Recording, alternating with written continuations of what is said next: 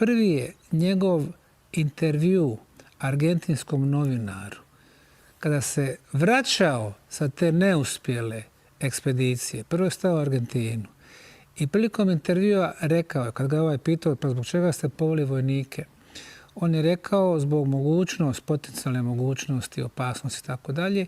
I onda govori o sukobu sa razvijenijom civilizacijom koji su imali letjelice u obliku diska, dakle pravilne sferične letjelice, da su bili puno superiorni, da su imali mogućnost da od sjevernog do južnog pola prelete za nevjerovatno kratko vrijeme i da se morali povući i ustuknuti pred nadmoćnim neprijateljem. Dakle, to su bile riječi koje su zabilježene u ovom intervju do kog sam došao 90. godina. Naravno, danas ga više nema na internetu zbog potpune kontrole.